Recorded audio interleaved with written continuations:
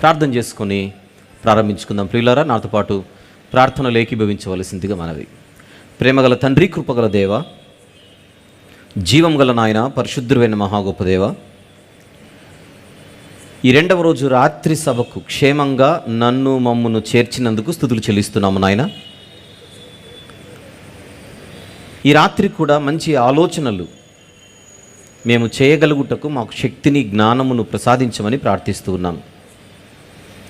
ఏ యోగ్యత, ఏ అర్హత, ఏ శక్తి, ఏ సామర్థ్యం మాకు లేనప్పటికీ మీ ప్రియ కుమారుడు, మా ప్రభు ప్రియ రక్షకుడు, నజరేయుడైన యేసుక్రీస్తు ప్రభు వారు శిలువలో చిందించిన అమూల్యమైన రక్తమును ఆశ్రయించి మాత్రమే ఇట్టి ధైర్యముతో మీ కృపాసనము యొద్దకు వచ్చుచు మీ ఆత్మ సహాయమును అర్థిస్తూ ఆ యేసుక్రీస్తు ప్రభు యొక్క పవిత్రమైన నామములోనే ప్రార్థన వినయముతో, విశ్వాసముతో, భయముతో, వణుకుతో మీ పాదముల చెంత పెట్టి సమర్పిస్తున్నాము తండ్రి. ఆమెన్.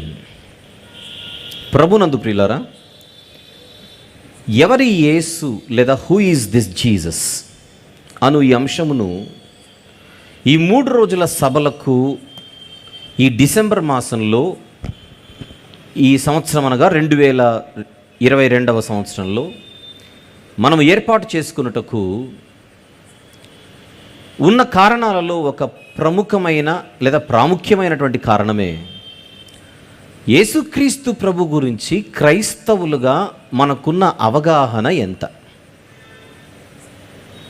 ఒకవేళ మాకు అవగాహన ఉంది అని ఒకవేళ మనం అనుకుంటే మనకున్న అవగాహన సంపూర్ణమైనదా? ఆయన గురించి మనకు మొత్తము తెలిసినట్ట? ఆయన గురించి మనకు సంపూర్తిగా అవగాహన ఉన్నట్టేనా? ఒకవేళ ఎంతైతే ఆయన గురించి మనకు జ్ఞానం ఉందో, ఎంతైతే ఆయన గురించి మనకు అవగాహన ఉందో అంతేనా ఆయన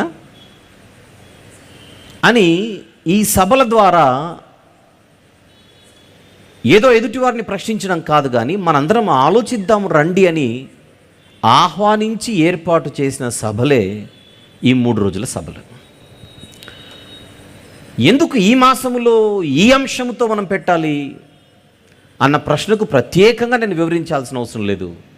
ఈ మాసం అంతా యేసు ప్రభు మనకు ఎక్కువ గుర్తొస్తాడు కనుక, మిగిలిన 11 మాసాల కంటే, మిగిలిన 11 మాసాలలో లేనంత సంతోషం ఈ మాసంలో మనకు ఉంటుంది కనుక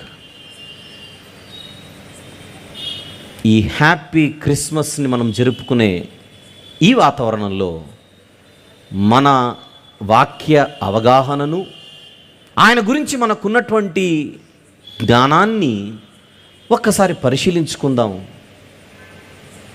ఒకవేళ ఆయన గురించి మనకు తెలిసినది సరిపోదు అని ఈ మాటలు వింటున్నప్పుడు మీకు అనిపిస్తే, ఈ సంవత్సరం నేను వాక్యంపై అవగాహన పెంచుకుంటూ పండుగ చేసుకుంటే ఎంత బాగుంటుంది అన్న అభిప్రాయం అందరికీ కలగాలి. ఆలస్యం చేయకుండా ప్రారంభిద్దాం. నిన్న రాత్రి మొదటి రోజు యేసు అన్న పేరు గురించి మనం ఆలోచించాం. హూ ఈజ్ జీసస్ అన్నది మన అంశమైనా, అసలు what is Jesus? What is this word called Jesus? What does it mean? Yesu అనేటువంటి పదానికి వెనుక ఏదైనా కారణం ఉందా? కారణం లేకుండానే ఈ పేరు పెట్టారా అని రాత్రి మనం ఆలోచించినప్పుడు, లేదు, గర్భమంద ఆయన పుట్టక మునిపే ఈ పేరు ఆయనకు పెట్టబడిందని, దానికి ఒక అర్థం ఉందని, కేవలం అర్థానికే ఆ పదము పరిమితం అవ్వడం లేదు, కానీ ఆ అర్థము వెనుక ఒక పని ఉందని, ఆ పనికి ఒక అర్థం ఉందని, ఆ అర్థాన్ని బట్టే ఆ పేరు ఆయనకు పెట్టబడిందని నిన్న రాత్రి మనము చూడగలిగాం. పని అన్న తెలుగు పదాన్ని ఇంగ్లీష్లో ఫంక్షన్ అని మనం అంటే, అది ఆయనకు ఒక ఫంక్షనల్ నేమ్ అన్నమాట అని నిన్న రాత్రి వివరించాను. అలాంటి ఎన్నో ఫంక్షనల్ నేమ్స్ ఆయనకున్నాయి. నేమ్స్ మాత్రమే కాదు, అవి టైటిల్స్ కూడా, బిరుదులు. యేసు అన్నది పేరు మాత్రమే కాదు, ఆనాటి సమాజం దానిని ఒక పేరుగా మాత్రమే చూసిందేమో తెలియక, అదొక టైటిల్ కూడా. ఇమ్మాన్యుయల్, అది కేవలం పేరు మాత్రమే కాదు, దట్స్ ఎ టైటిల్.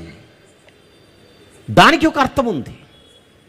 తోడుగా ఉండేవాడు గనుక ఇమ్మానుయేలు, రక్షించేవాడు గనుక యేసు, పరిపాలించేవాడు గనుక, అభిషేకింపబడి పరిపాలించేవాడు గనుక ఆయన మనకు క్రీస్తు లేదా అభిషక్తుడిగా కనబడుచున్నాడు. ఇలాంటి బిరుదులు, ఇలాంటి నామాలు ఈ పరిశుద్ధ గ్రంథంలో ఆయన గురించి మనకు అనేకం కనబడతాయి. ఒక్కొక్క పేరును లేదా ఒక్కొక్క బిరుదును లేదా ఒక్కొక్క టైటిల్ని మనం బైబిల్ చదువుతున్నప్పుడు అవి మనకు తారసపడుతున్నప్పుడు ఆగి ఆలోచించడం మన కర్తవ్యం. క్రైస్తవులుగా ఆలోచిద్దాం. కేవలం ఒక యేసు, కేవలం ఒక ఇమ్మానుయేలు, కేవలం ఒక క్రీస్తు, ఈ మూడు మాత్రమే కాదు. అలా పరిశుద్ధ గ్రంథాన్ని చదువుకుంటూ మనం ముందుకు వెళితే ఈ రాత్రి మరికొన్ని నామాలు, మరికొన్ని టైటిల్స్, మరికొన్ని బిరుదులు ఆయన గురించి మనం ఆలోచించడానికి ప్రయత్నం చేద్దాం. ఎందుకు ఇవన్నీ ఈ సభ దృష్టికి తీసుకొని వస్తున్నానో, ఈరోజు రాత్రి, రేపు రాత్రి, ఈ 3 రోజులు వాక్యాన్ని జాగ్రత్తగా వింటూ, మర్చిపోకుండా మనసులో భద్రపరుచుకుంటూ, ముగింపు వరకు మీరు వినగలిగితే, రేపు రాత్రి ముగింపు.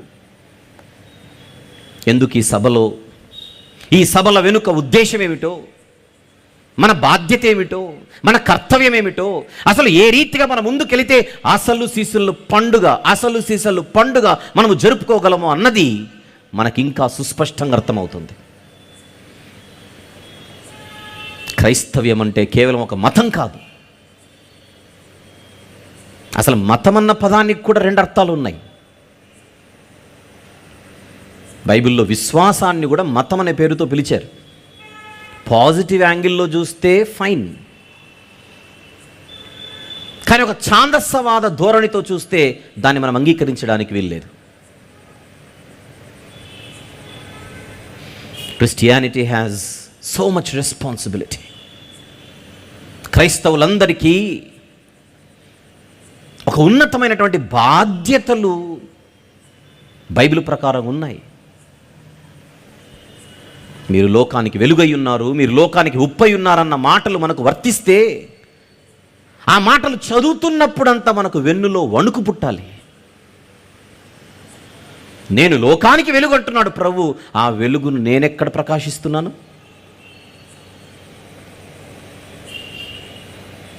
మనము వెలుగు అనంటే జ్యోతులే కదా,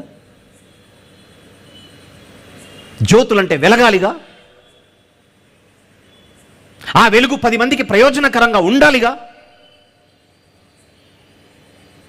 ఆ వెలుగుకు చీకటిలో ఉన్నవారు ఆకర్షింపబడాలిగా. ఇలా ఉందా నా క్రైస్తవ జీవితం అని ప్రతి క్రైస్తవ సోదరుడు, ప్రతి క్రైస్తవ సోదరి ప్రశ్నించుకుంటేనే మన క్రైస్తవ జీవితం పురోగతి దశలో ఉంటుంది. We have to examine ourselves, where we are, how we are, what we are.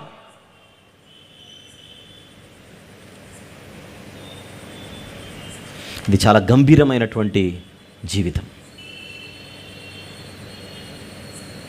ఇక మనం ఎవరిని బట్టి ఈరోజు ఇక్కడ కూడుకున్నాము, ఎవరి నామమును బట్టి చరిత్రలో కని విని ఎరుగని సంగతులు చోటు చేసుకున్నాయో ఆయనను గురించి మనం మాట్లాడుకోవడానికి ఈ సభలలో సిద్ధంగా ఉన్నాం. వెళ్దాం. నిన్న రాత్రి యేసు అనే పదాన్ని చూసాం, నిన్న రాత్రి ఇమ్మానుయేల్ అనే పదాన్ని చూసాం, నిన్న రాత్రి క్రీస్తు అనే పదాన్ని చూసాం. ఈరోజు మరింత దూరము ప్రయాణం చేద్దాం. బైబిల్ ఉన్న వాళ్ళందరూ తెరచి కొరింథీయులకు వ్రాసిన మొదటి పత్రిక, కొరింథీయులకు వ్రాసిన మొదటి పత్రిక 15వ అధ్యాయం. ఒక్కసారి 45వ వచనము చూద్దామా? కొరింథీయులకు రాసిన మొదటి పత్రిక 15వ అధ్యాయము 45వ వచనం. ఇందు విషయమై ఆదామును మొదటి మనుష్యుడు, జీవించు ప్రాణి ఆయనని వ్రాయబడి ఉన్నది. నెక్స్ట్ మాట, కడపటి ఆదాము జీవింపజేయు ఆత్మ ఆయను. జీవించు ప్రాణి ఒకరు, జీవింపజేయు ప్రాణి మరి జీవింపజేయు ఆత్మ మరొకరు.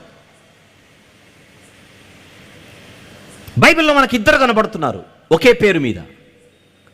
ఒక ఆయన మొదటి ఆదామైతే మరెవరో కడపటి ఆదాముగా కనబడుచుండట్లేదు.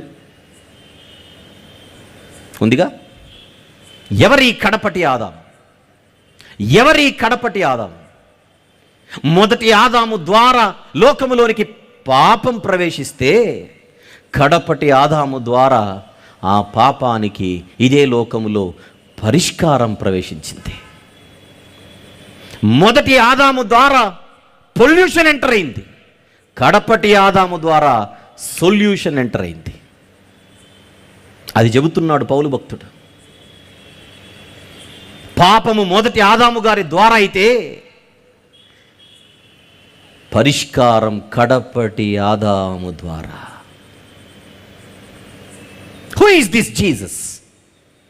ఆన్ ద స్క్రీన్ ప్లీజ్ చూడండి ఒకసారి. ఎవరైనా ఆయన యేసు మాత్రమే కాదు, ఆయనకున్న మరొక బిరుదు, ఆయనకున్న మరొక టైటిల్. తెర మీద మీరు చూస్తున్న ద లాస్ట్ యాడమ్. నన్ను చూపించు. బైబిల్ చదివేటప్పుడు యేసు అన్న ఆయన్ని యేసుగా మాత్రమే ఏ తరము వారు చూసినా పప్పులో కాలేసినట్టే, క్షమించండి, తప్పులో కాలేసినట్టే. పప్పు బాలేదు, తప్పే బాగుంది. Who is this Jesus? This Jesus is not only Jesus, he is also the last Adam. తెలియాలా వద్దా? ఆగిపోదామా? యేసు అన్న పదము దగ్గరే ఆగిపోదామా? ఆనాటి సమాజం ఆయనను యేసు అనే 2 అక్షరాల పేరుకు మాత్రమే పరిమితం చేసే ప్రయత్నం చేసింది.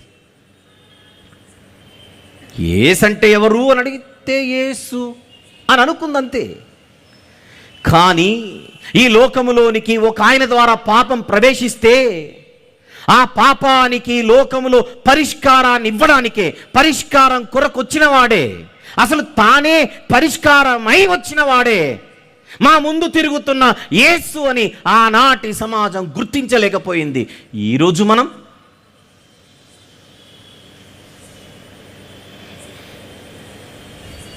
స్తోత్రం చెల్లింతుము, స్తుతి స్తోత్రం చెల్లింతుము, యేసు నాదుని మేలులు తలంచని పాట పాడతాం. ఆ మేలులేంటి? ఆ మేలులేంటి? ఏమో నేర్చుకున్నామంతే, పాడేయడం. ఆ మేలులలో ఒక మేలును మీ ముందు ప్రస్తావిస్తున్నాను ఈ 2వ రోజు. ఆ మేలులో ఒక మేలు, మన కొరకు కడపటి ఆదాముగా వచ్చాడు.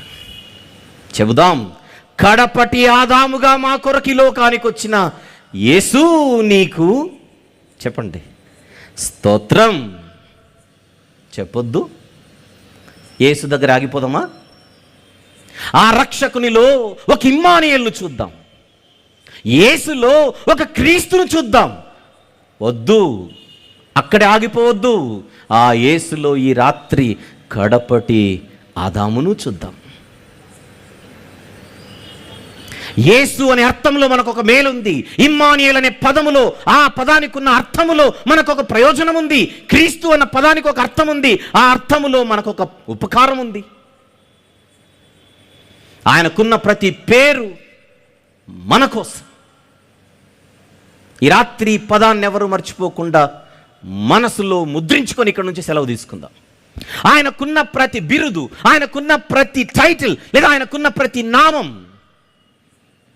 ఎవరి కొరకు అని అడిగితే దాదాపుగా అన్ని మన కొరకేనే కనపడతాయి ఆన్సర్లు.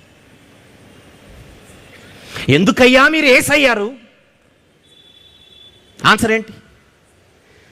నిన్ను రక్షించడానికి నాయనా.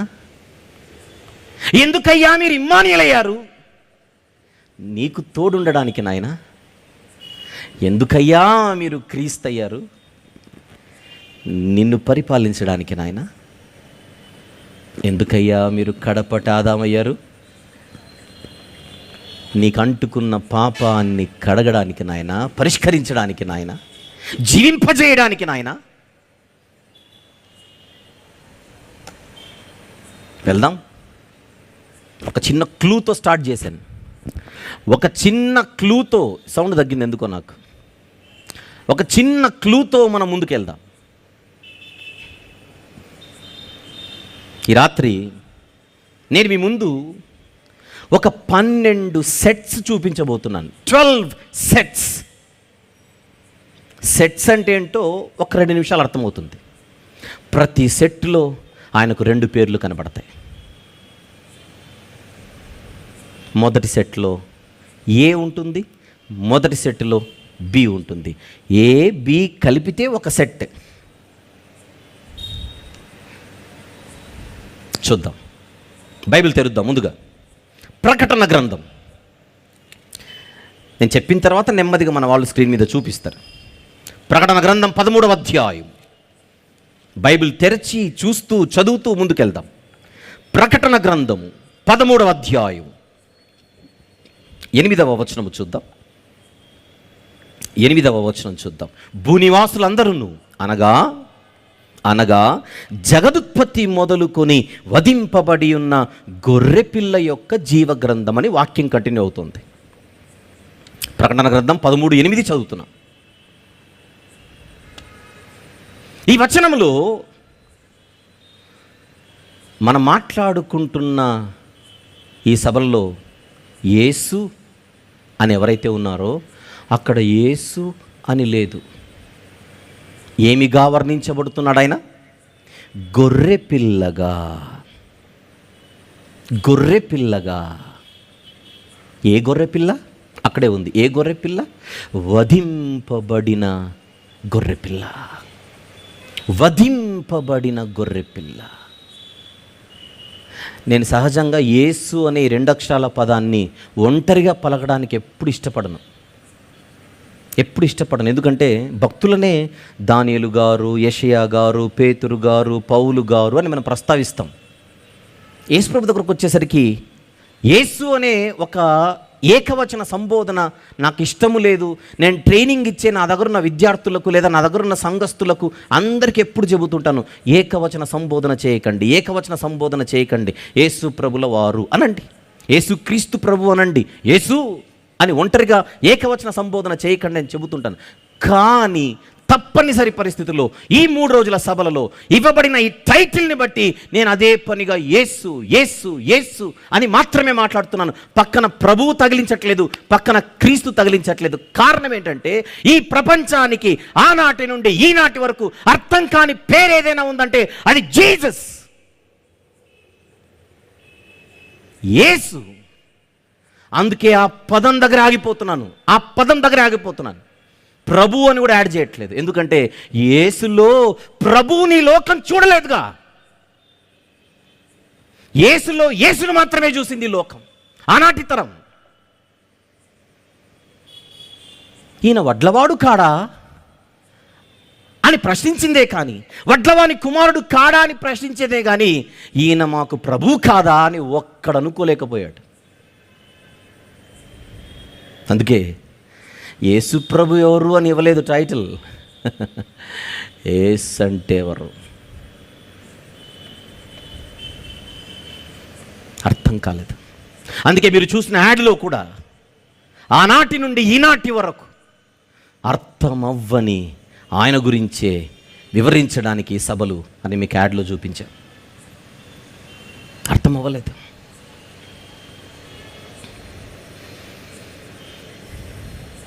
యేసులో ఇమ్మానుయేలును చూద్దాం, యేసులో క్రీస్తును చూద్దాం, యేసులో కడపటి ఆదామును చూద్దాం, యేసులో ప్రకటన గ్రంథం 13:8 ప్రకారం ఎవరిని చూద్దాం?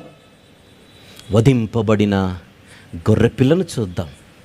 నేను చెప్పాల్సిన అవసరం లేదు, మిమ్మల్ని అడిగితే చెబుతారు. ఎవరి కోసం ఈ వధ? ఎవరి కోసం ఈ బలి? ఆయన కోసమా? పరలోకంలో ఉన్న దూతల కోసమా? నా కోసం, మీకోసం, మనందరి కోసం. అడుగుదాం, ఎందుకయ్యా యేసు మీరు గొర్రె పిల్లయ్యారు అని అడిగితే ఆయన ఇచ్చే ఆన్సరే, నీకోసమే నాయన, నీకోసమే. అంటే మీరు ఒరిజినల్గా గొర్రెపిల్ల కాదా? ఒరిజినల్గా నేను ఎందుకు గొర్రెపిల్లను అవుతాను నాయన? నీ కొరకు గొర్రెపిల్లగా నేను మారాను. చెల్లిద్దామా? యేసు నాదుని మేలులు తలంచి ఆయనకు స్తోత్రం చెల్లిద్దామా? తలంచి స్తోత్రం చెల్లించాలి. తలంచకుండా స్తోత్రం చెల్లిస్తే ఆ స్తోత్రం గేటు కూడా దాటదు. మా కోసం వధింపబడిన గొర్రె పిల్లైన యేసు, అందరూ చెప్పండి, నీకు స్తోత్రం. ఇది 1A ఆన్ ద స్క్రీన్.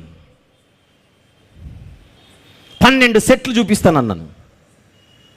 ఆ 12 సెట్స్లో మీరు స్క్రీన్ మీద చూస్తున్నది 1A. బాగుంది. ఇప్పుడు అదే బైబిల్లో ఇంకొక వచనాన్ని చూద్దాం. యోహాను సువార్త 10వ అధ్యాయం. యోహాను సువార్త 10వ అధ్యాయం. ప్రకటన గ్రంథములో ఆయనను గొర్రెపిల్లగా చూశాం. ఇప్పుడు యోహాను సువార్త 10వ అధ్యాయము 14వ వచనములో ఎవరిని చూద్దామో రండి ఒక్కసారి చూద్దాం. యోహాను సువార్త 10:14. నేను గొర్రెల మంచి కాపరిని. అదేంటి ప్రభువా మీరు గొర్రెపిల్ల కదా? అదేంటి ప్రభువా మీరు గొర్రెపిల్లగా? నేను గొర్రెపిల్లనే కాదు, గొర్రెలకు కాపరిని. 1A గొర్రెపిల్ల, 1B గొర్రెలకు కాపరి. నేను ఒప్పుకోనండి. అయితే ఆయన గొర్రెపిల్లైనా ఉండాలి లేదా కాపరైనా ఉండాలి అని ఎవడైనా అన్నాడు అనుకోండి, హైదరాబాదులో ఇది ఎర్రగడ్డ కేసు. ఎందుకు? అక్కడ గొర్రె పిల్ల ఉంది కనుక ఇక్కడ కాపరు ఉండకూడదు, ఇక్కడ కాపరు ఉంది కనుక అక్కడ గొర్రెను ఉండకూడదు అని అంటే అసలు గొర్రెలం మనం. అప్పుడు బుద్ధున్నోడు ఏం చేస్తాడు? జ్ఞానం ఉన్నోడు ఏం చేస్తాడు? మా కోసం గొర్రె పిల్లైన యేసు నీకు స్తోత్రం అంటాడు. తర్వాత మాకు కాపరిగా ఉన్న యేసు నీకు స్తోత్రం అంటాడు. యేసు నాదుని మేలులు కమాన్ తలంచుచూ స్తుతించొద్దు. మా కోసం బలి అయిపోయిన గొర్రె పిల్లవు నీవే, మాకు మంచి కాపరిగా ఉన్నది నీవే, మా ప్రియ యేసు. Who is this Jesus? He is the Lamb. Not only that, He is our shepherd. On the screen. ఆయన గొర్రె పిల్ల మాత్రమే కాదు 1Aలో, గొర్రెల కాపరి కూడా 1Bలో. అనగలమా ఇది కాదని? చెప్పగలమా ఇది తప్పని? ఒకటే బైబిల్లో ఆయనను గొర్రెపిల్లగా చూపించారు, ఒకటే బైబిల్లో ఆయనను కాపరిగా చూపించారు. అసలు ఆయన కాపరో గొర్రెనో క్రైస్తవులకే తెలియదనంటే అడిగేటోడికి బుద్ధి లేదు. అది అడిగేటోడికి బుద్ధి లేదు.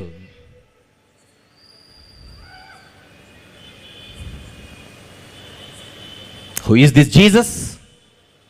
ఈ రాత్రి ఇక్కడి నుంచి సెలవు తీసుకుని ఇంటికి వెళ్ళిన తర్వాత ఎవరు నీ యేసు అని అడిగితే, నా యేసు, నా ఇమ్మానుయేలు, నా యేసు, నా క్రీస్తు, నా యేసు, నా కొరకు వధింపబడిన గొర్రెపిల్ల, నా యేసు. ఏం చెప్దాం? నాకున్న మంచి కాపరి. మీరే గొర్రెపిల్లయ్యారా? అవునయ్యా. మీరే మాకు కాపరా? అవునయ్యా. ఇది సెట్ నంబర్ 1. అక్కడది ఉంది, ఇక్కడిది ఉండకూడదు, ఇక్కడి ఉంది కనుక అక్కడది ఉండకూడదు అని ఎవరైనా జడ్జిమెంట్లు పాస్ చేయడానికి వీల్లేదు. ఈ టైటిల్స్ దగ్గరకు వస్తే, ఈ టైటిల్స్ దగ్గరకు వస్తే ఆ టైటిల్ కరెక్టే. చెప్పండి, ఈ టైటిల్ కరెక్టే. గొర్రెపిల్ల అన్న టైటిల్ కరెక్టే. నెక్స్ట్ కాపరి అన్న టైటిల్ కూడా కరెక్టే. సెట్ నంబర్ 2కి వెళ్ళిపోదాం. నోట్స్ రాసుకుంటుంటే మీరు సెట్ నంబర్ 1, సెట్ నంబర్ 2, కొంతమందికి మంచి అలవాటు ఉంటుంది, నోట్ చేసేసుకుంటుంటారు, అందుకు చెబుతున్నాను. Let's continue. ఎఫెసీయులకు వ్రాసిన పత్రిక, ఎఫెసీయులకు వ్రాసిన పత్రిక 2వ అధ్యాయం, ఎఫెసీ పత్రిక 2వ అధ్యాయం 20వ వచనము చూద్దాం. వర్స్ నంబర్ 20 ఏముంది? క్రీస్తు యేసే. యేసే ఎవరు యేసు? ఎవరు యేసు? యేసే ముఖ్యమైన మూలరాయి. ఇది మరొక వర్ణన, మరొక డిస్క్రిప్షన్. గొర్రెపిల్ల మాత్రమే కాదా? నో. కాపరి మాత్రమే కాదా? నో. ఇక్కడున్న వాళ్ళందరము సంఘస్థులం, క్రీస్తు సార్వత్రిక సంఘస్థులం. లోకల్ చర్చెస్ ఉన్నాయి మనకు, నారాయణగూడ, హబ్సీగూడ, ఇలాంటి గూడలు, చిలకలగూడ, అమీర్పేట్, అంబర్పేట్, ఎన్నో ఉన్నాయి, బేగంపేట్. పేటలేవైనా గూడలేవైనా సార్వత్రిక సంఘం మాత్రం ఒక్కటే. సిలువలో ఆయన చిందించిన రక్తంలో ఎవరైతే కడుగబడిన వారో ప్రపంచవ్యాప్తంగా వాళ్ళందరూ ఆయన సంఘస్థులవుతున్నారు. ఇది సార్వత్రిక సంఘం అయితే ఈ సార్వత్రిక సంఘానికి మూలరాయి ఎవరు? ఆయనే. ఆయనే. ఆ మూలరాయి లేకపోతే సంఘము లేదు. Who is this Jesus? The Bible says he is the chief cornerstone. సంఘం అన్నది ఒక భవనముగా వర్ణించబడుతుంటుంది బైబిల్లో. ఈ భవనానికి మూలరాయి నేను మాట్లాడుచున్నా this Jesus, not any other Jesus. Somebody else may have this name in the history, but nobody else is the chief cornerstone. He himself is the chief cornerstone. On the screen 2A, మూలరాయి ఆయనే. Set number 2A, మూలరాయి ఆయనే. మూలరాయి ఆయనే. మూలరాయి ఎక్కడ ఉంటుందో నేను చెప్పాల్సిన అవసరం లేదు. క్రింద. ఇప్పుడు వెళ్దాం మరొకటి. కొలసీలకు వ్రాసిన పత్రిక, కొలసీలకు వ్రాసిన పత్రిక 1వ అధ్యాయం, కొలసీ పత్రిక 1వ అధ్యాయం 18వ వచనం చూద్దామా? Verse number 18. కొలసీ పత్రిక 1వ అధ్యాయము 18వ వచనం. సంఘము అను శరీరమునకు, నెక్స్ట్ మాట, ఆయనే శిరస్సు. అదేంటది? మూలరాయి అని చూసాం ఇందాకనే. మూలరాయి కింద కదా ఉండేది. మూలరాయి ఆయనేగా. మూలరాయి ఆయనే. మరి ఇక్కడెవరు? హెడ్ కూడా ఆయనే. హెడ్ కూడా ఆయనే. సంఘానికి శిరస్సు ఆయనే. అధిపతి, నాయకుడు. ఈ సెట్స్లో మీకు ఒక డిఫరెన్స్ అర్థం కావాలి. ఏకి బీకి కంప్లీట్గా ఆపోజిట్గా ఉంటాయి. అక్కడేమో గొర్రెపిల్ల ఏలో, ఇక్కడేమో కాపరి. గొర్రెపిల్ల జనరల్గా కాపరి అవ్వలేదు, కాపరి గొర్రెపిల్ల అవ్వలేడు. ఇన్ జనరల్ మన సమాజంలో చూసేటప్పుడు కాపరి గొర్రెపిల్ల అవ్వలేడు, గొర్రెపిల్ల కాపరి అవ్వలేదు. ప్రభు మాత్రం మన కొరకు గొర్రెపిల్ల అయ్యాడు, కాపరి అయ్యాడు, మూలరాయి అయ్యాడు. చెప్పండి నెక్స్ట్. శిరస్సు అయ్యాడు. మూలరాయి ఉంది గనుక నేను శిరస్సును ఒప్పుకోను అనకు. శిరస్సు ఉంది గనుక మూలరాయిని ఒప్పుకోను అనకు. ఇది ఒప్పుకోవాలి, అది ఒప్పుకోవాలి. అప్పుడే నీకు యేసు అర్థమైనట్టు అవ్వాలి. మీరు కార్చిన రక్తములో కడుగబడి మీ సంఘములోనికి వచ్చాను ప్రభువా, ఈ సంఘానికి మీరే మూలరాయని వాక్యము ద్వారా నేర్చుకున్నాను, అందును బట్టి నీకు స్తోత్రం. మూలరాతివైన యేసు నీకు స్తోత్రం, మాకు శిరస్సైన యేసు నీకు స్తోత్రం. రెండూ చెప్పాలి. ఒకటే ముద్దు, రెండోది వద్దు. ఈ పాటే బ్యాన్, ఈ పాట పనికిరాదు. ఆయన దగ్గరకు వచ్చేసరికి నువ్వు ఏ అర్థం చేసుకో, బి అర్థం చేసుకో. Set number 3, let's continue. ఎందుకు సెట్స్ చేశానో అర్థం చేసుకుంటూ నాతో పాటు ప్రయాణం చేయండి. Let's continue please. యోహాను సువార్త 10వ అధ్యాయం. యోహాను సువార్త 10వ అధ్యాయం రండి. 9వ వచనం ఒక్కసారి చూద్దాం. యోహాను సువార్త 10వ అధ్యాయము 9వ వచనం ఏముంది అక్కడ? నేనే ద్వారము అన్నది చూడండి. నేనే ద్వారము, ఐ యామ్ ద డోర్. ఈ ద్వారము గుండనే ప్రవేశించాలి. నేనే. పాత నిబంధనలో ప్రత్యక్ష గుడారం అని ఒకటి ఉంటుంది, పెద్ద ప్రహారీ. విచిత్రం ఏంటంటే అంత పెద్ద ప్రహారీకి ఎంట్రన్స్ మాత్రం ఒకటే ద్వారం, ఒకటే గేట్. అది పాత నిబంధనలో ఉన్న ప్రత్యక్ష గుడారము ఛాయగా కనబడుచున్నది. ఆ ద్వారమే ప్రభు అయిన యేసు క్రీస్తు వారిని సూచించుచున్నది. నేనే ద్వారము, ద్వారమైన నా ద్వారానే మీరు ప్రయాణం మొదలు పెట్టాలి. ఎక్కడెక్కడికో వెళ్ళిపోతాను, ఏదేదో సాధిస్తాను కాదు. I am the door.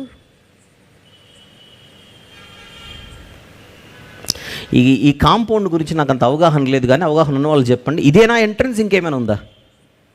ఇదేనా ఎంట్రన్స్, ఇంకేమైనా ఉందా? ప్రస్తుతానికి ఇది ఇదే కదా నాకు తెలిసి. విషయం ఏంటంటే, నేను వస్తున్నాను వెహికల్లో, కారులో వస్తుంటూ ఇక్కడికి వచ్చేసరికి ఒక ఫోన్ కాల్ వచ్చింది. మాటల్లో అలా క్రాస్ అయిపోయాను. నాతో పాటు ఉన్నవారు క్రాస్ అయిపోయారు అని చెప్పారు. క్రాస్ అయితే అయ్యాను. అలా లెఫ్ట్ తీసుకొని ఇట్లా ఏమన్నా దొరుకుతుందేమో ఎంట్రన్స్ అలా ట్రై చేశాను, కుదరలా. చచ్చినట్టు మళ్ళీ తిప్పాను, చచ్చినట్టు అలా తిరిగాను, మళ్ళీ యూటర్న్ తీసుకొని అలా వచ్చాను. ఎందుకో ఇక్కడికి రావాలంటే నాకున్నది ఒకే ద్వారం. ఎంత చుట్టూ తిరిగినా అక్కడికి రావాల్సిందే, మీటింగ్కి రావాలంటే. మీరు కూడా అలానే వచ్చారుగా.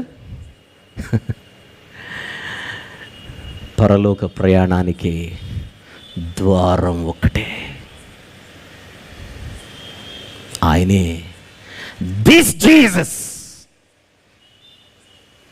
This Jesus. Who is this Jesus? This Jesus is not just a door. ఒక ద్వారము కాదు, ఒక ద్వారము కాదు, ఒకే ద్వారం అని అర్థం కావాలి, అని అర్థం కావాలి. బాగుంది. అమ్మయ్య, ఆయన దగ్గరకు వచ్చాను, లోపలికి ఎంటర్ అయిపోయాను అనుకుంటే కుదరదు. అది యోహాను సువార్తలో 14వ అధ్యాయానికి వస్తే 6వ వచనములో అదే యేసు అంటున్న మాట, నేనే మార్గం అని కూడా అన్నాడు. నేనే ద్వారం అన్నాడు 10వ అధ్యాయంలో, నేనే మార్గం అంటున్నాడు 14వ అధ్యాయంలో. ద్వారము ఆయనే, మార్గము ఆయనే. ద్వారమైన ఆయనే, మార్గమైన ఆయనే. ద్వారం ఉంది కనుక మార్గం ఉండకూడదు, మార్గం ఉంది కనుక ద్వారం ఉండకూడదు, ద్వారం ఉంది కనుక మార్గాన్ని కొట్టేయి, మార్గం ఉంది కనుక ద్వారాన్ని లేపేయి అన్న పిచ్చి పిచ్చి స్టేట్మెంట్లు ఇవ్వకూడదు. రెండు అర్థం కావాలి. On the screen 3A. ద్వారము, he is the door according to John's Gospel chapter 10 verse number 9. Next 3B, ఆయన ద్వారము మాత్రమే కాదు, మార్గము కూడా. The way. 14వ అధ్యాయము 6వ వచనం. వెళ్ళిపోదాం, మరొక సెట్లోనికి వెళ్ళిపోదాం. 4a రండి. యోహాను సువార్తలోనే అదే 14వ అధ్యాయము అదే 6వ వచనంలో నేనే మార్గం అని మాత్రమే కాదు, నేనే జీవం అని కూడా అన్నాడే. నేనే జీవం అన్నాడు సత్యము తర్వాత. నేనే జీవం. బాగుంది. జీవం ఆయనే. నెమ్మదికి కొంచెం ముందుకు మనం అదే సువార్తలో ప్రయాణం చేయగలిగితే 6వ అధ్యాయం, అదే యోహాను సువార్తలో 6వ అధ్యాయం, అదే యోహాను సువార్తలో 6వ అధ్యాయం 35వ వచనము ఒకసారి చూద్దాం. 35వ వచనం. అందుకు యేసు వారితో ఇట్లనేమని, జీవాహారము నేనే. అదేంటి ప్రభా, మీరు జీవం కదా? జీవము నేనే, జీవాహారము నేనే. నేనే మీకు జీవాన్ని ఇచ్చేది నేనే. మీ కొరకు జీవాహారముగా ఈ లోకానికి వచ్చినది నేనే.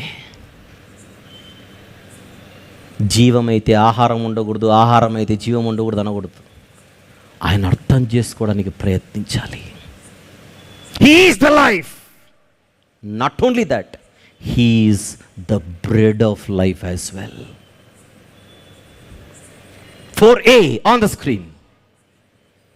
ఆయన మన జీవమై ఉన్నాడు. 4b ఆయన మన జీవాహారము అయి ఉన్నాడు. ఎలా జీవమై ఉన్నాడో అర్థం కావాలి, ఎలా జీవాహారమై ఉన్నాడో అర్థం కావాలి. పెన్నుకు పని చెప్పకూడదు కొట్టేసుకోవడానికి.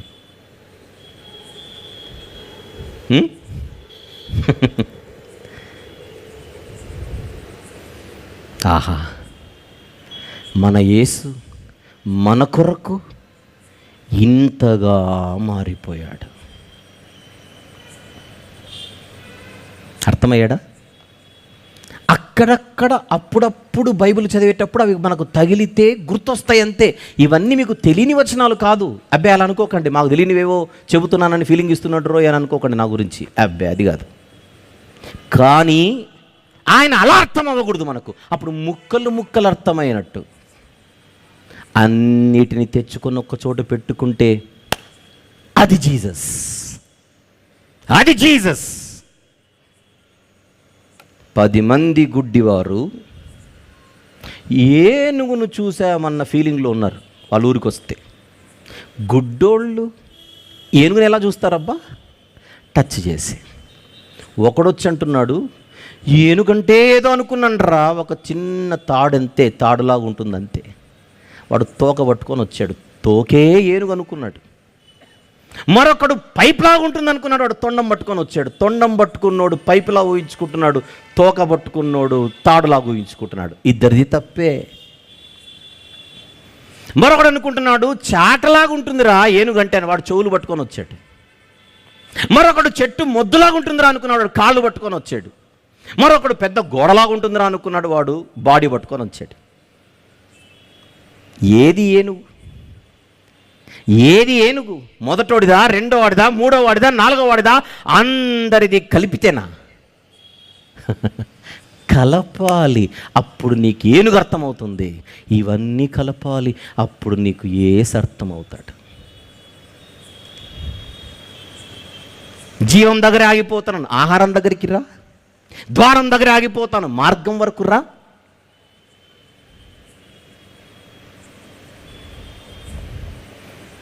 బైబిల్ పట్టుకొని బైబిల్ చదువుతూ ఎన్ని సంవత్సరాలు అయిపోయింది, ఇప్పటికీ మనకు జీసస్ అర్థం కాలేదు. ఎలా అర్థమయ్యాడు? ముక్కలు ముక్కలుగా అర్థమయ్యాడు. That is not Jesus. No, that cannot be Jesus.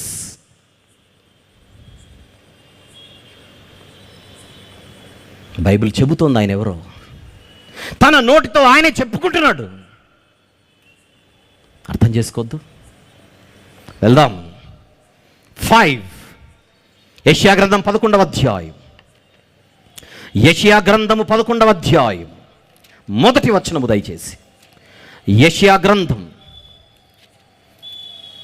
11వ అధ్యాయం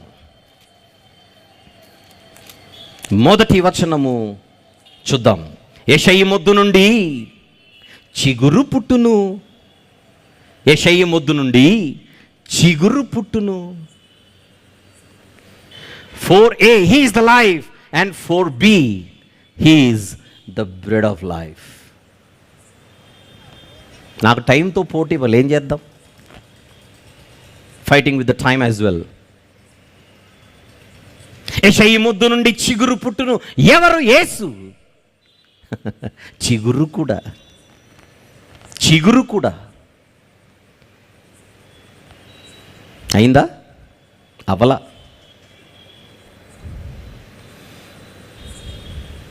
యెషయి మొద్దు నుండి చిగురు పుట్టును. మొద్దు నుండి చిగురు పుట్టును. మొద్దు నుండి చిగురు పుట్టును. మొద్దు నుండి చిగురు పుట్టును. చిగురు ఎక్కడ పుట్టును? ఎక్కడైనా పుట్టును. యూజువల్గా మనం పైన చూస్తుంటాం. చిగురు జనరల్గా ఎక్కడ కనపడుతుంది? బయట కనపడుతుందా? లోపల ఎక్కడ కనపడుతుందా? బయటే కనపడుతుంది, పైన కనపడుతుంది. మొద్దు నుండి చిగురు. బాగుంది. యెషయి మొద్దు నుండి చిగురు పుట్టును. యెషయి కుమారుడెవరు చరిత్రలో? దావీదు గారు, రాజైన దావీదు గారు. రైట్. ఇప్పుడు అదే యేసు ప్రభు గురించి బైబిల్లో ఉన్న మరొక మాట చూద్దాం. ప్రకటన గ్రంథం 22వ అధ్యాయం. ప్రకటన గ్రంథం 22వ అధ్యాయం ఒక్కసారి 16వ వచనము చూద్దాం. 16వ వచనం. సంఘముల కోసము ఈ సంగతులను గురించి మీకు సాక్ష్యం ఇచ్చుటకు యేసు అను నేను, యేసు అను నేను, యేసు అను నేను నా దూతను పంపి ఉన్నాను అని ఆయన అంటున్న మాట. నేను దావీదు వేరును, నాట్ ఓన్లీ చిగురు బట్ ఆల్సో వేరు. యెషయి మొద్దు నుండి, యెషయి మొద్దు నుండి చిగురే కాదు నేను, అసలు వేరు కూడా నేనే. రూటు నేనే, షూటు నేనే. 5a on the screen please. చూడండి, చిగురుని ఏమంటాం ఇంగ్లీష్లో? He is the shoot, he is the rod. చిగురు కనబడేది, కనిపించే చిగురు ఆయనే ఏ, కనిపించని వేరు ఆయనే బి.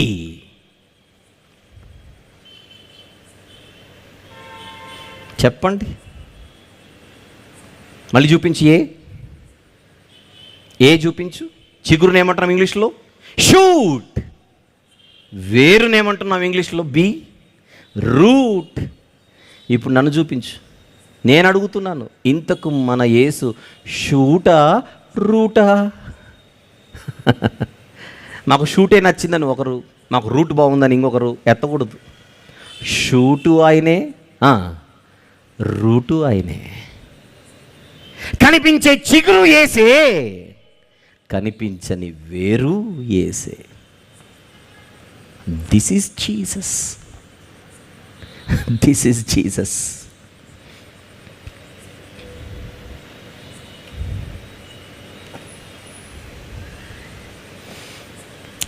ప్రియమైన దేవుని వారలారా, మనం అనుకున్నంత చిన్నోడు కాదు నేను మాట్లాడుచున్న యేసు. నో,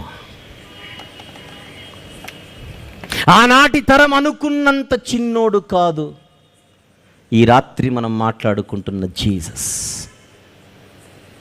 బైబిల్ చదివే ప్రతి విశ్వాసి, బైబిల్ చదివే ప్రతి వ్యక్తి యేసులో ఇన్నిటిని చూడాలి.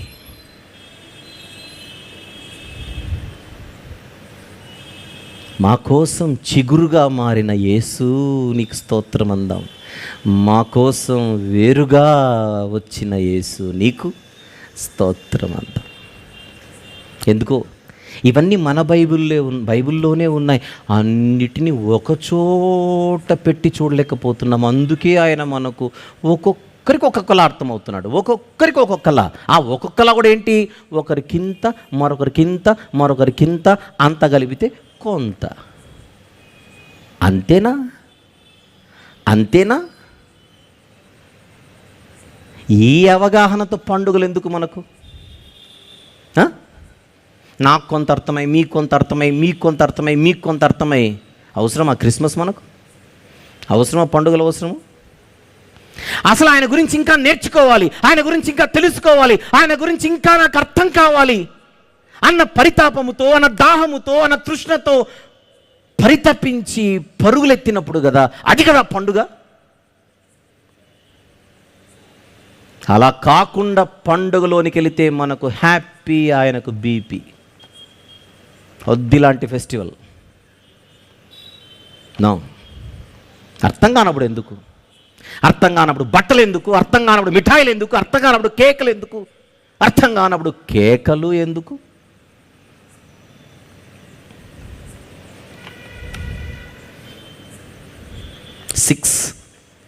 సెట్ నంబర్ 6, కొరింథీయులకు రాసిన మొదటి పత్రిక. వన్స్ అగైన్, కొరింథీయులకు రాసిన మొదటి పత్రిక 5వ అధ్యాయం. కొరింథీయులకు రాసిన మొదటి పత్రిక 5వ అధ్యాయం 7వ వచనము చూద్దాం. 7, అందులో చివరి మాట, క్రీస్తు అను మన పస్కా పశువు. క్రీస్తు అను మన పస్కా పశువు. క్రీస్తే యేసు, యేసే Kristu. Who is this Jesus? The Bible says he is the Passover lamb. పస్కా పశువు. ఈ పస్కా పశువుకున్న చరిత్ర ఏమిటి? పాత నిబంధనలో ఈ పస్కా పశువు ద్వారా జరిగిందేమిటి? ఐగుప్తులో భయంకరమైన దాసత్వాన్ని అనుభవిస్తున్నటువంటి ఇశ్రాయేలీలు ఉండగా, తమ శక్తి చేత ఐగుప్తు నుంచి బయటపడలేని పరిస్థితిలో వారు ఉండగా, సంహారక దూత ప్రయాణం చేయటకు సిద్ధం అవ్వగా, ఆ కోపోద్రేకము నుండి వారిని వారు కాపాడుకోలేని నిస్సహాయ స్థితిలో ఆనాటి ఇశ్రాయేలు కుటుంబాలుండగా, ఆ కుటుంబాల నిమిత్తం, ఆ కుటుంబాలలో ప్రతి ఒక్కరి నిమిత్తం ఈ పస్కా పశువు వధింపబడింది. ఇది పశువుకున్న చరిత్ర. అది నిర్దోషమైనది. నిర్దోషమైన పస్కా పశువులో నుండి చిందింపబడిన రక్తం వారి ఇంటి ద్వార కమ్మీలకు అంటగా, ఆ రక్తమును చూచి ఉగ్రత పాసైపోయింది. ఆ కుటుంబాలకు రక్షణ వచ్చింది. గొర్రెపిల్లని చెప్పాంగా, గొర్రెపిల్లే కాదు, పస్కా పశువు. ఆ పస్కా పశువుకు ఒక చరిత్ర ఉంది. ఆ చరిత్రను లింక్ చేస్తున్నాను ఇక్కడ. అసలైన పస్కా పశువు నేను మాట్లాడుతున్న దిస్ జీసస్.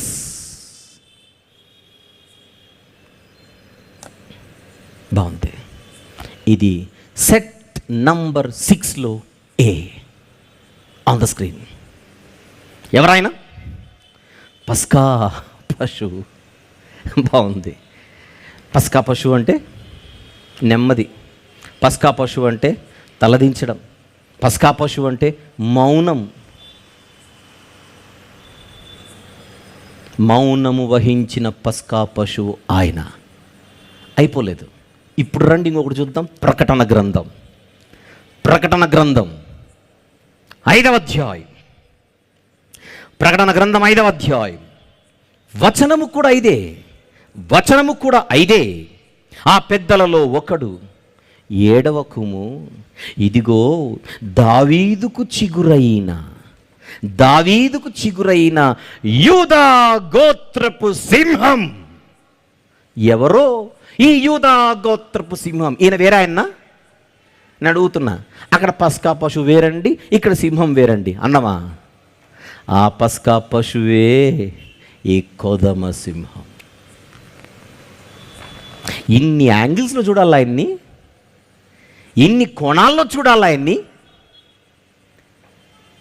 చూడాలంటోంది బైబిల్. చూడగలిగిన వాడే ధన్యుడు. చూడాలి. ఆయన మౌనము వహించిన గొర్రెపిల్లే కాదు, తోలొలిచే సింహము కూడా. వస్తాడు.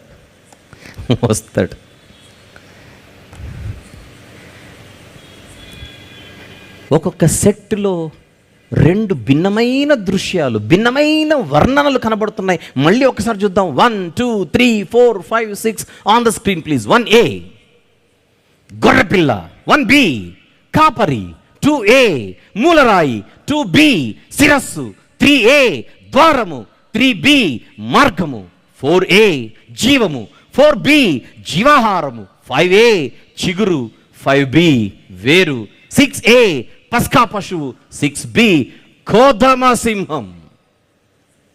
ఇంతకి ఇవన్నీ ఎవరివి? దిస్ జీసస్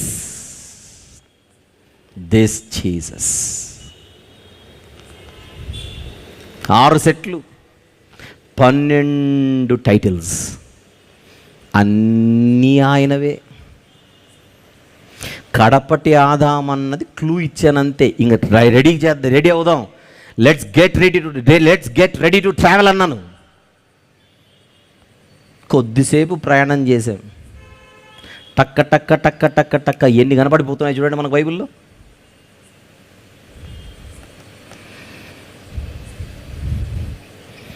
కాలినడకన తిరుగుతూ ఉంటే వాళ్ళందరి మధ్య ఆయన ఏదో అనుకున్నారు పాపం ఆనాటి సమాజం. వాళ్ళు అనుకున్నట్టుగా చిన్నోడు కాదు ఆయన. అందరి కొరకు తనను తాను తగ్గించుకొని అందరి నిమిత్తం దీనుడిగా ఈ లోకంలో అడుగు పెట్టాడు మన యేసు. ఈ యేసు, దిస్ జీసస్. మొత్తం ఎన్ని సెట్లు చూపిస్తానన్నా ఈ రాత్రి? 12. కానీ టైం ఒప్పుకోవట్లేదు. టైం అయిపోయింది, 6కే క్లోజ్ చేయంటుంది. ఎందుకంటే పోలీసు వారు మనకు పర్మిషన్ ఇచ్చింది 9:30 వరకు మాత్రమే. రేపు ముగింపు, ఈనాటి బ్యాలెన్స్, రేపటి మెసేజ్ అన్నీ కలిపితే దానిని ఫుల్ మీల్స్ అంటారు. నిన్న బ్రేక్ఫాస్ట్, ఈరోజు లంచ్, రేపు డిన్నర్ చేద్దాం. చెప్పండి, మన యేసు ఇంకా అనట్లేదు, యేసు ప్రభుల వారు అనట్లేదు. ఎందుకంటే నేను అక్కడ నా లిమిటేషన్స్ ఉన్నాయి ఈరోజు, ఈ 3 రోజులు. జీసస్ అంటే అర్థం కావట్లేదుగా. ఆయన ఈ సమాజం అనుకుంటున్నంత చిన్నోడా, ఈ సమాజానికి మనకు కూడా అర్థమవ్వనంత ఉన్నతుడా. ఏమర్థమవుతుంది బైబిల్ చదువుతుంటే? మనకు అర్థమైనది ఆయన గురించి చాలా తక్కువ, ఆయన పర్సనాలిటీ నిజానికి ఎంతో ఎక్కువ. ఆయన గురించి మనం విన్నది తక్కువ, ఆయన గురించి ఉన్నది ఎక్కువ. విన్నది తక్కువ, ఉన్నది ఎక్కువ. అది దిస్ జీసస్. రేపు రాత్రి ముగింపులో మరెన్నో సంగతులు సుదీర్ఘంగా మాట్లాడుకుందాం. ముగింపు సభ, తెలియని వారు వినని వారు వారందరినీ తీసుకొని రండి. ఆయన గొప్పతనం గురించి ఇంకా గొప్పగా మాట్లాడుకుందాం. అందరు లేచి నిలబడినట్లయితే ప్రార్థన చేసుకొని మనం ముగించుకొని, పెద్ద నగరం కనుక ఇది, త్వరగా మనం ఇంటికి వెళ్ళిపోవాలి, ఇబ్బంది లేకుండా బస్సులు దొరకాలంటే మనము సమయాన్ని పాటించాలి, తప్పదు. క్షేమంగా అందరూ ఇంటికి చేరుకోవాలి, మంచి విశ్రాంతి తీసుకోవాలి. రేపు మళ్ళీ వర్కింగ్ డే, అందరూ మళ్ళీ వారి డ్యూటీస్కి వెళ్ళాలి. సాయంత్రం త్వరగా ముగించుకొని ఇక్కడికి రావాలి. ఇంత ఉంది కనుక ప్రార్థన చేసుకొని ముగించుకుందాం. ప్రేమగల తండ్రి, కృపగల దేవ, జీవం గల నాయన, పరిశుద్ధుడైన మహా గొప్ప దేవ, ఈ 2వ రోజు రాత్రి సభను కూడా మీరు దీవించి దిగ్విజయవంతము చేసినందుకు స్తుతులు చెల్లిస్తున్నాం తండ్రి.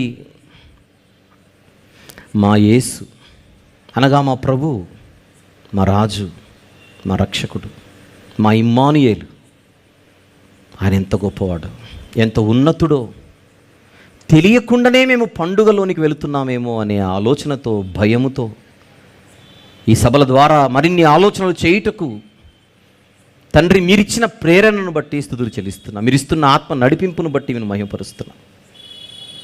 ఇంతవరకు మా జీవితంలో ఆయన గురించి విన్నది తక్కువ, ఉన్నది ఎక్కువ అని మాకు అర్థమవుతున్నప్పుడు మరింత దాహముతో, మరింత పరితాపముతో నేర్చుకున్నట్టుకు రేపు రాత్రి కూడా సిద్ధపడి మేము పరుగుని ఇక్కడ చేరుకున్నట్టుకు సహాయము చేయండి నాయన. నిన్న రాత్రి విత్తబడినటువంటి ఈ వర్తమానాల ద్వారా ప్రతి ఒక్కరూ కూడా మీ వాక్యమునకు మరింత సమీపస్తులై వాక్య దాహముతో మరింత గొప్పగా మీ ఎదుట జీవించుటకు సహాయం చేయమని ప్రార్థిస్తున్నాను. ఇంత చక్కని ఆలోచనాత్మకమైనటువంటి మాటల కొరకు సభలు ఏర్పాటు చేసుకున్నట్టుకు ఎందరైతే ప్రత్యక్షంగా పరోక్షంగా సహకరిస్తూ వస్తూ ఉన్నారు, ప్రార్థిస్తూ వస్తూ ఉన్నారు, వారందరినీ ప్రార్థనలో జ్ఞాపకం చేసుకుని వచ్చును తండ్రి. మరి ఈ నారాయణగూడ YMCA యాజమాన్యం వారిని మరొక్కసారి ప్రార్థనలో జ్ఞాపకం చేసుకుని వారికి రావాల్సిన ఈవులు అనుగ్రహించమని ప్రార్థిస్తున్నాం. పోలీసు వారిని, రాష్ట్ర ప్రభుత్వానికి కూడా ఇటు సమయంలో ఈ మంచి వాతావరణమును బట్టి వారిని కూడా ప్రార్థనలో జ్ఞాపకం చేసుకుని వారికి రావాల్సిన ఈవులు అనుగ్రహించమని వేడుకొనిచున్నాం. మేమందరం కూడా మరింత గొప్పగా ఈ రక్షణ జీవితంలో ఎదుగుచు, వర్ధిల్లుచు, మెరుగుపడుచు కొనసాగుటకు సహాయం చేయమని, తిరుగు ప్రయాణమై ఎవరి ప్రాంతంలో వారు వెలుచుండగా క్షేమంగా ప్రతి ఒక్కరిని తీసుకుని వెళ్ళమని, రేపు రాత్రి మరింత గొప్పగా మరింత త్వరితగతిన మేము ప్రారంభించుకొని చేరుకోగలిగి తండ్రి వారి వారి ఉద్యోగాలను, పనులను కూడా త్వరగా ముగించుకొని వచ్చుటకు అందరికీ కూడా యోగ్యమైనటువంటి సౌకర్యాన్ని, పరిస్థితిని అనుకూలపరచమని ప్రార్థిస్తూ అనుగ్రహించమని వేడుకొనొచ్చు. మరొక్కసారి తండ్రి, ప్రతి డిపార్ట్మెంట్లో ఎవరెవరైతే ఈ సభల కొరకు పనిచేస్తున్నారో అందరినీ మరొక్కసారి జ్ఞాపకం చేసుకొనొచ్చు, వారికి మంచి శక్తిని, మంచి బలాన్ని అనుగ్రహించమని మీ ప్రియ కుమారుడు, మా ప్రభు, ప్రియ రక్షకుడైన యేసుక్రీస్తు ప్రభు వారి పరిశుద్ధమైన నామములోనే మిక్కిలి వినయముతో, విశ్వాసముతో ప్రార్థన విన్నపములు మీకే సమర్పిస్తున్నాము తండ్రి. ఆమెన్. తండ్రి యొక్కయు, కుమారుని యొక్కయు, పరిశుద్ధాత్మని యొక్కయు ప్రేమ, కృపా, సహవాసములు కూడిన మనందరికీ, సర్వలోక పరిశుద్ధులందరికీ సదాకాలము తోడై ఉండి అత్యున్నతంగా నడిపించును గాక. Amen, amen, amen.